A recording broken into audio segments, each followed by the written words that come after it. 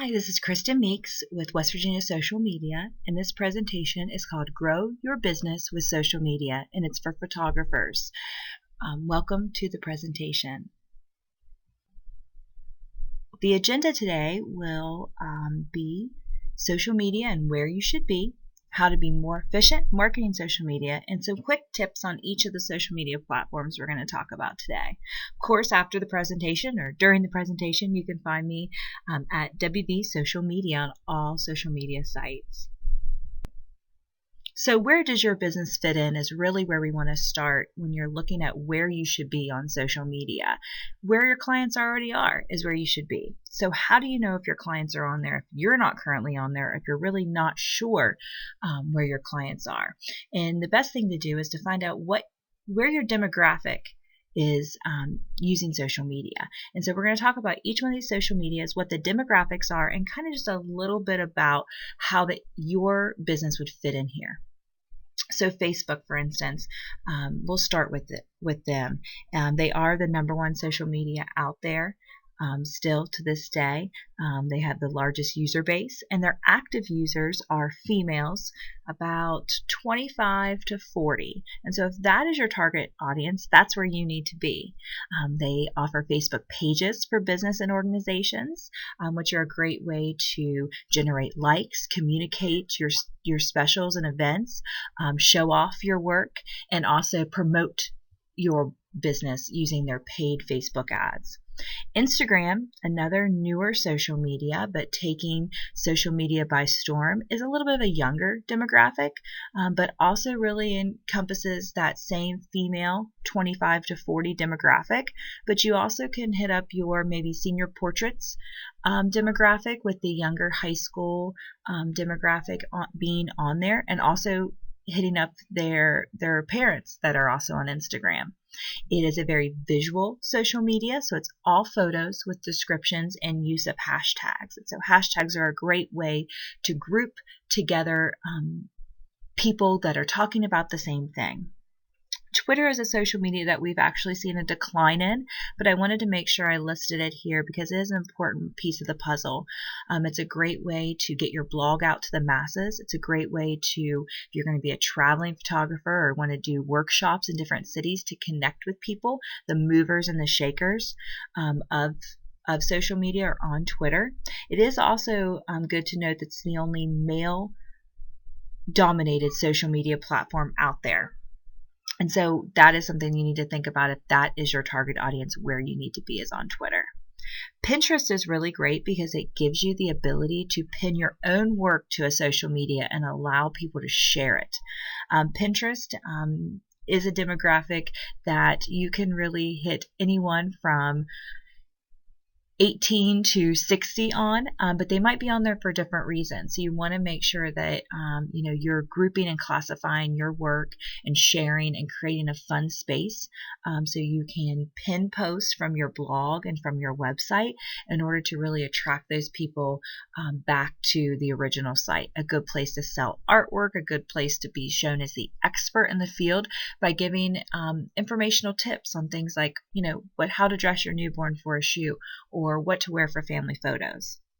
LinkedIn is the professional side of social media, and it's really great for our B2B, business to business. Also, if you're interested in commercial photography, this is a great place to get started in making those connections. How do you know who's the who in the business world? Well, you can go to LinkedIn and search and find out who those people are that you need to be connected to, and start building a relationship there in order to get your foot in the door and maybe get your photos in a big place, or to take professional commercial photos for that organization. And Snapchat is definitely the newbie in the group. It's the one where not a lot of photographers are using it yet, but I have known some photographers that use it to connect to that younger demographic. They have that younger demographic that they want to seem that they're the best fit for them, and they want to be the ones that they're telling their parents, this is who I want to take my, senior pictures or my, school pictures or just any pictures at all.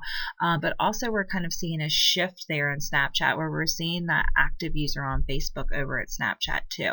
So it's definitely a social media to watch and to see how all of that will come together. And so hopefully from that list you can find at least one social media platform that would be a good fit for your business. I definitely don't recommend being on every single one because it would be nearly impossible to do your work as a photographer and also market on all of these. But you can pick one or two and really hone down on those and watch those out as they grow and maybe add on as you get bigger and move your business forward.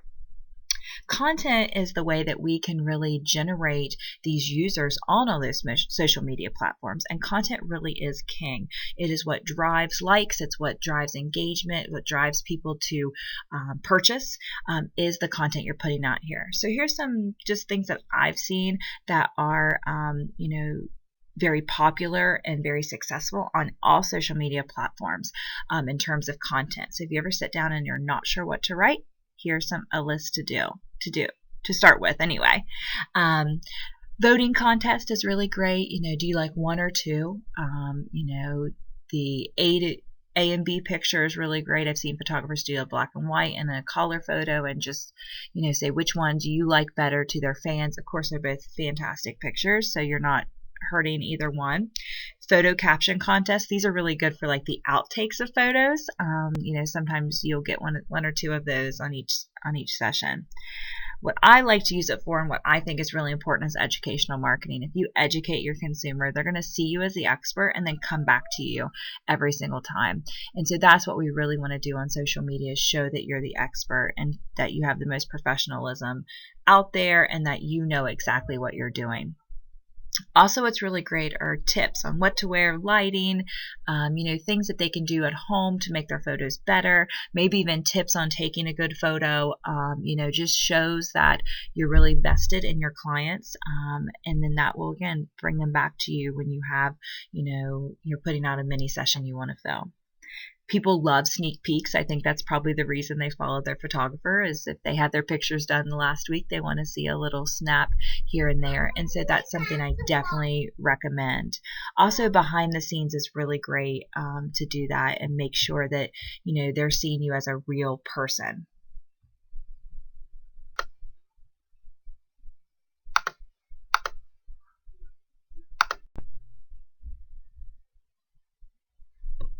So scheduling your content is the next thing I really want to talk about, and that's the important part of keeping your content consistent. And you could have really great content, but if there's no consistency, then you may have trouble still keeping that engagement. So I use what's called a content calendar, and this is just a mock-up of one that I use. Of course, the date's in the left-hand corner. I've kind of said, 3 to 5 posts, so I'm showing the first 3 posts there. I do it usually about 30 days in advance, but for the sake of this slide, I have week 1 and 2. And then if I don't have a lot of content, I try to think in terms of themes each month. So therefore, I know what's consistently being put out there. And so some ideas for themes might be tips, might be a photo A and B, and might be a sneak peek each week. This, of course, can be more than once a week for each one of those. But those are some things to make sure that you can fill in the blanks of your content calendar. Once you have your content calendar all filled in, and you can use a paper real calendar, you can use a digital calendar, you can make an Excel spreadsheet like this one with a table, any of those things that work for you, however it's going to make you continue to use it is the most important part. And so how you can use this content calendar and then save time is by using a scheduling system, kind of like Facebook Scheduler or Twitter, or if you're using Twitter or Instagram, Hootsuite. And just to explain to you a little bit about what Facebook Scheduler is, it allows you to go in and schedule posts, up to even years in advance. But you can go in and schedule the date you want it to post and also the time you want it to post. And it's a very simple procedure that you can use through your Facebook page. Has to be a page, and use it through the post. And so if you click on the post and then you start writing stuff in, you should have an option, a drop-down box that'll let you schedule it. You can also save it to draft, so if you start working on something and you want to add a photo later, you can do that, then schedule it. Twitter and Instagram, Hootsuite is really great. If you go to hootsuite.com, check it out. You can have up to 3 social media platforms for free, and they'll schedule it out for you. Instagram still doesn't automatically schedule, so you do have to use a manual push. So a lot of times people like to download Hootsuite, the app, in order to do that successfully. So my big thing is working smarter, not harder. And so I want you to stop wasting time on social media. And how we can do that is really repurpose, reuse, and recycle your content. So you have a great blog post out there. Why not take snippets of that blog post and make them into social media posts? They can be used on different platforms for different links, different pictures. So you're really reusing and repurposing the blog. And it doesn't have to be the blog you did last week. It could be a blog you wrote a year ago that may still be relevant today, and that you can recycle that. Streamlining your processes is such an important part. So the content calendar is a part of that. So sitting down once a month, planning out your content for the month, maybe sitting down the next day, or making a list of things that you need to, if you want to put out this content and you don't have the photos yet, or you don't have the content written, making a list of a to-do list, and then sitting down and putting that calendar all into place and able to schedule it. It could be an hour a day for a week. It could be 1 hour a week, essentially, but carve out that time so you can streamline your processes. One of the apps that's made my life easier is the Facebook Pages app. It actually gives you just complete access just to your pages, so you're not distracted by your Facebook newsfeed on your personal page. You also don't have to worry about accidentally posting to your page when you meant to post to your personal page. And the scheduler goes hand in hand. You can actually schedule from that Pages app. So if that makes it easier for you, if you have a lot of stuff on your phone or your mobile device, you like your tablet better, this might be a good option for you. Picking one day a week to work on it. This is what I call CEO hours. And so working on your own business is just as important as working your business. And so you want to make sure you're dedicating time each week. So I say pick a day and stick to that and put it on your calendar every week. But even if you're just picking one day to work on your marketing, make sure you're always responding on social media, no matter when those posts come in. So set up those notifications that you need to. You can turn off a lot of the functions, but make sure you are still responding to any messages or comments, because that's going to make you look like you're always on, when in reality, hopefully you're only spending about an hour or 2 a week on your social media marketing efforts. So some quick tips I want to leave you with each one of these social media platforms, and Facebook, being the big dog in the game, some things that I see are effective in ways that people may not be using them. So some things that you may not even thought of, I want to put out here. So one thing is tagging photos. So tagging the place you took the photo, the people. This will help with organic reach. Sometimes this is even better than any kind of paid reach, because those people will see it. Their friends will see it, depending on their privacy settings, and the place might see it. The place might, if it was at a, maybe a historical hotel, they may retweet it or repost it, which will help your business. In-text posts, a good thing that we've seen, kind of some A/B testing I've done, is using the reactions button, or the feelings button is what I call it, where you can say, today I'm celebrating, or tomorrow I'm excited. So you can use that function, and that seems to have helped engagement. And using a slideshow or a video is really great. If you're not familiar with any video apps, I really like Spark Video and Pick Play Post. Both of those have a lot of free functions.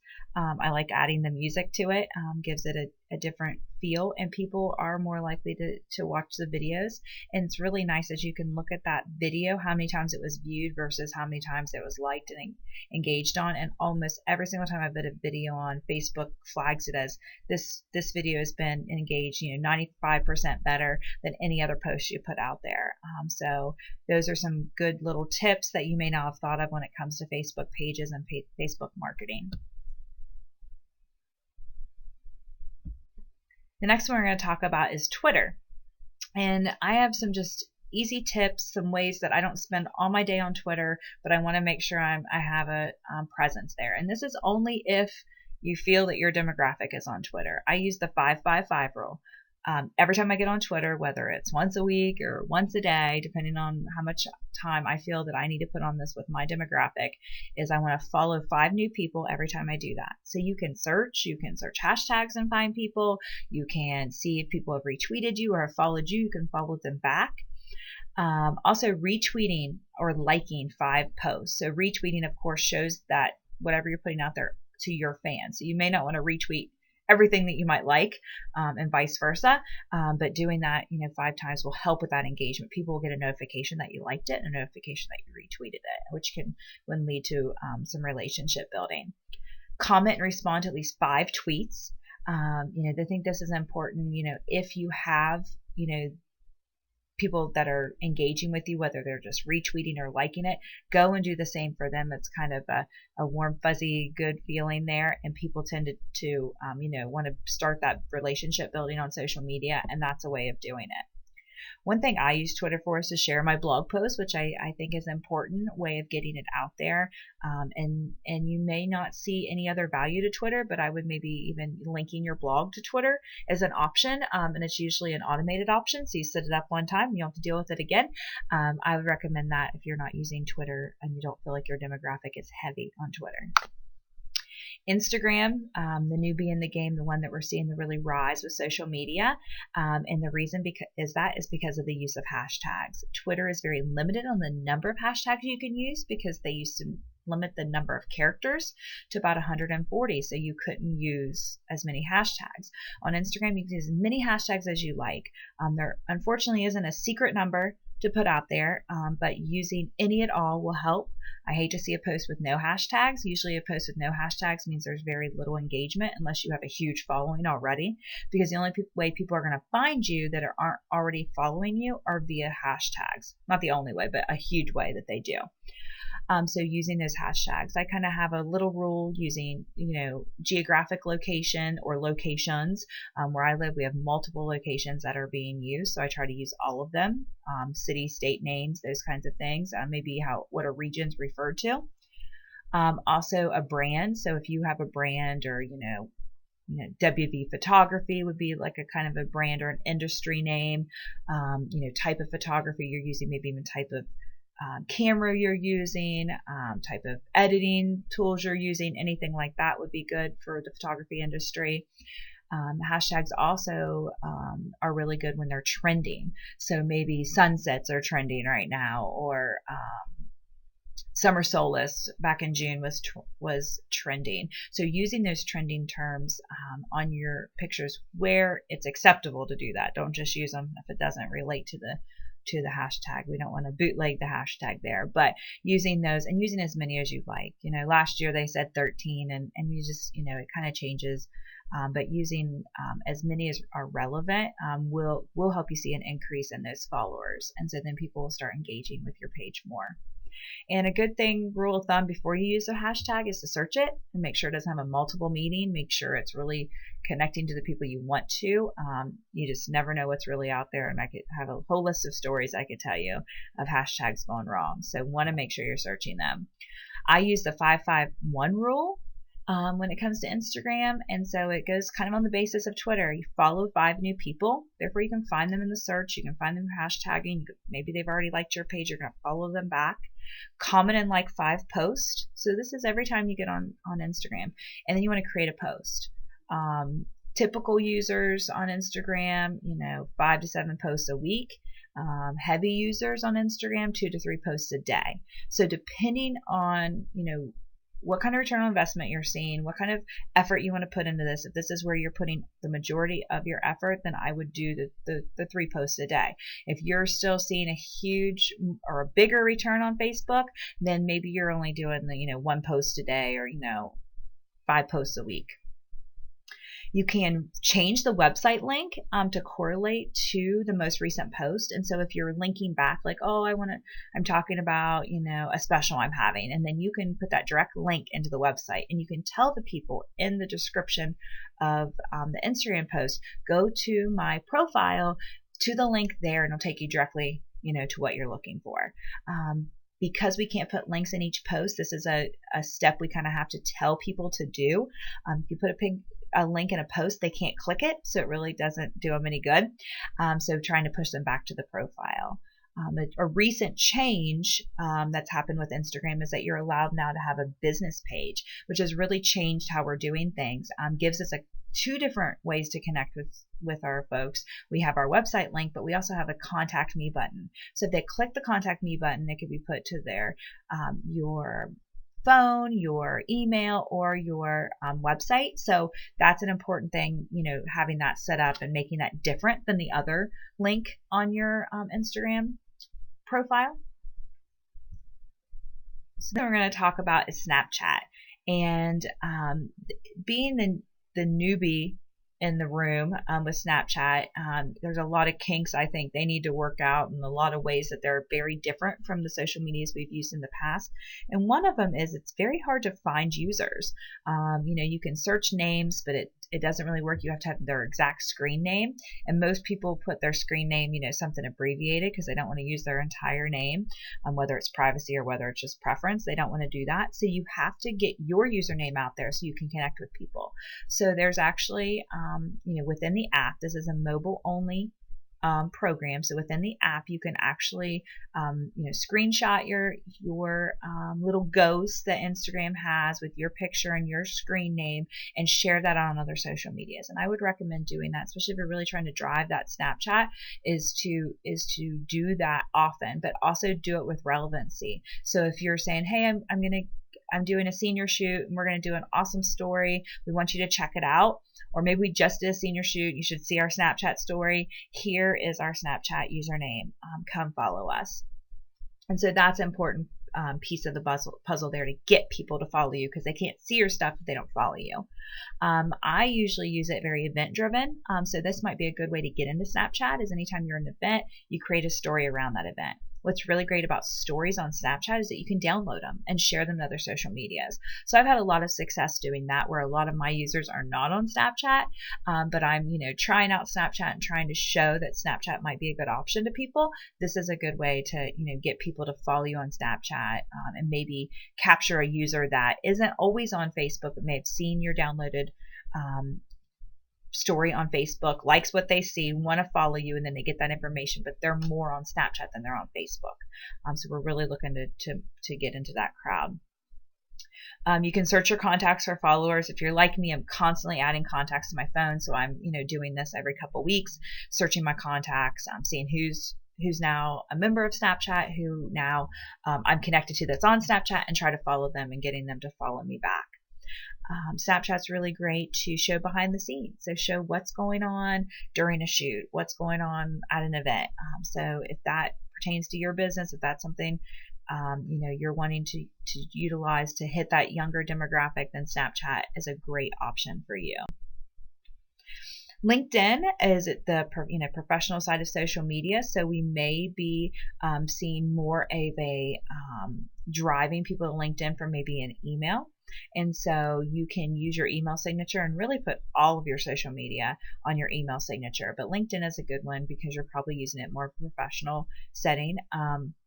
You can use the publish button on LinkedIn, and I use this for big events and announcements. It's a little different than just posting a status, where the status won't be, your contacts won't be notified. With a published post, they will be notified. So use this also, not every day. You don't want to be the person that's publishing posts 3 times a day, because that'll just get you unconnected to somebody.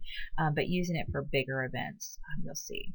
I really like the LinkedIn app, more so than the desktop, but that's a personal preference. I like it because you can quickly go through and scroll and like things and comment, and it takes you right where you want to go. If you've ever been on the PC, it's a little tough to figure out where you're supposed to start and where your eyes to go first. But I would say if you've never been on LinkedIn, you need to set something up, I would go through the LinkedIn desktop.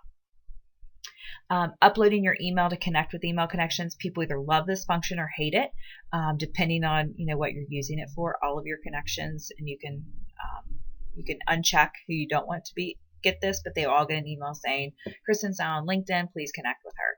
So some people like it, some people don't. Another option to that is people you may know. So maybe you've connected to a few people, you're just getting started on LinkedIn.